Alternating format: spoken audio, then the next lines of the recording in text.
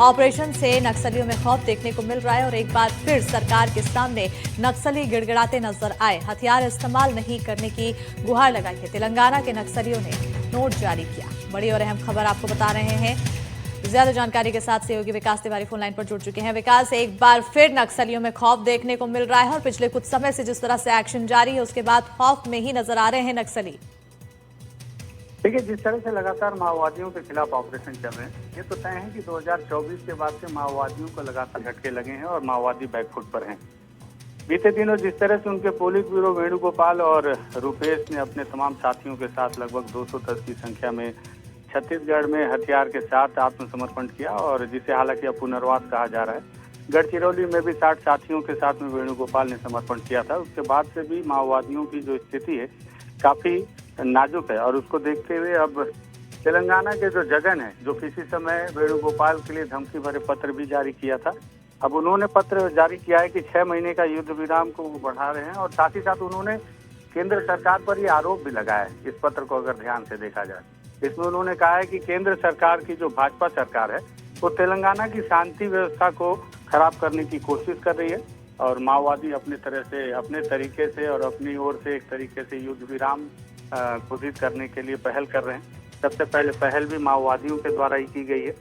तो इस तरह के पत्र जारी किए। हालांकि अधिकारियों की तरफ से अभी इस पर कोई बयान नहीं है और साथ ही साथ इसमें माओवादियों ने ये भी लिखा है कि 6 महीने तक उनके तरफ से ऐसे कोई भी कृत्य नहीं किए जाएंगे जिससे किसी को नुकसान हो। लेकिन उन्होंने इस बात का जिक्र नहीं किया है कि ये इलाका कौन सा होगा, क्योंकि तेलंगाना के माओवादी हैं और क्या ये पूरा जो उन्होंने नियम कानून नया लागू किया 6 महीने के लिए, ये तेलंगाना के लिए है या दंडकारण्य के पूरे इलाकों के लिए है? क्योंकि छत्तीसगढ़ में भी दक्षिण बस्तर का जो इलाका है वो इलाका अभी भी माओवादियों से प्रभावित है, क्योंकि अभी उत्तर बस्तर के माओवादी ही हथियार लेकर वापस लौटे हैं। बिल्कुल। अब ये नोट विकास सामने आने के बाद क्या माना जाए, क्या आने वाले समय में बैकफुट पर आने वाले हैं नक्सली और एक साथ एक लंबा सरेंडर देखने को मिल सकता है?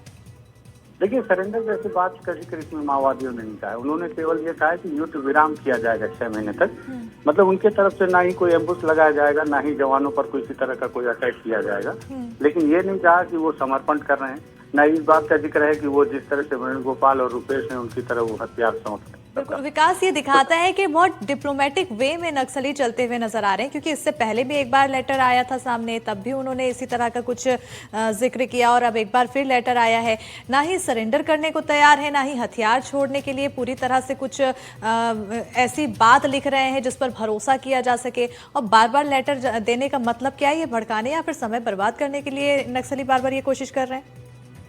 देखिए, हाँ, ये भी हो सकता है कि कहीं न कहीं सरकार को इस तरीके से भ्रमित करने के लिए कि सरकार जिस तरह से लगातार ऑपरेशन जारी कर रही है, ऑपरेशन चला रही है, तो ऑपरेशन को रोक दे सरकार और उनके खिलाफ जिस तरह से वो नुकसान हो रहा है उसे रोकने के लिए हो सकता है कि ये भ्रमित करने के एक तरीका हो माओवादियों का। और सबको ध्यान में रख के ही अब मुझे लगता है कि सरकार को आगे जो है कदम उठाना होगा।